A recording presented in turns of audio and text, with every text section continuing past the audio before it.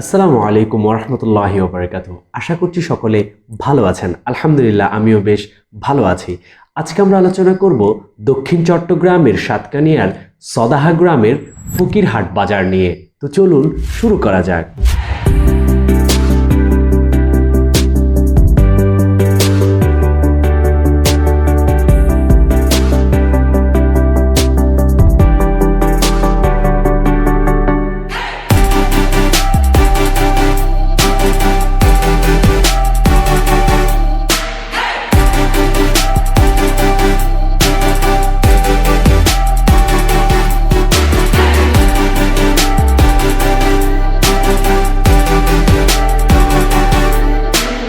সদাহা ইউনিয়নের গঠন ও প্রেক্ষাপট নিয়ে একটু আলোচনা করা যাক।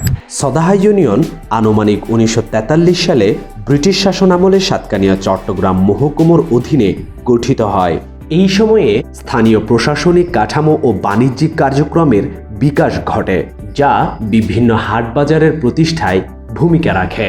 ফকিরহাট বাজার চট্টগ্রাম বান্দরবন মহাসড়ক এবং চট্টগ্রাম কক্সবাজার মহাসড়ক ব্যবহার করে এই বাজারে সহজে পৌঁছানো যায়।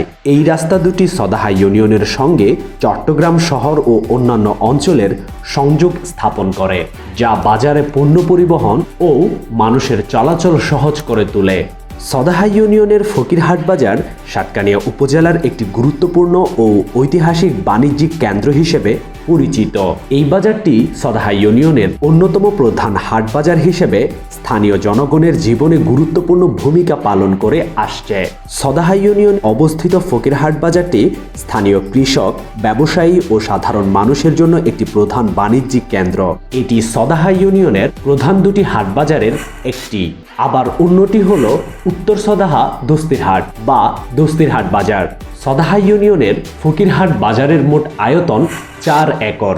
ফকিরহাট বাজারে স্থানীয় কৃষি পণ্য, মাছ, মাংস, শাকসবজি, কাপড় চোপড় এবং নিত্য প্রয়োজনীয় জিনিসপত্রের বেচা কিনা হয়।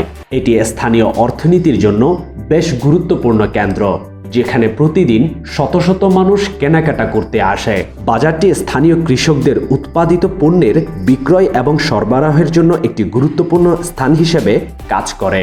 সর্বশেষ যা বলার ছিল, ফকিরহাট বাজার সদাহা ইউনিয়নের জন্য একটি গুরুত্বপূর্ণ বাণিজ্যিক কেন্দ্র, যা স্থানীয় অর্থনীতি, সংস্কৃতি এবং সমাজের সঙ্গে গভীরভাবে জড়িত। এর ইতিহাস, অবস্থান এবং কার্যক্রম এই বাজারকে সাতকানিয়া উপজেলার একটি গুরুত্বপূর্ণ অংশ হিসেবে প্রতিষ্ঠিত করেছে। তো আজকে এই ছিল আমার কাছে ফকিরহাট বাজার নিয়ে গুরুত্বপূর্ণ এইসব তথ্য।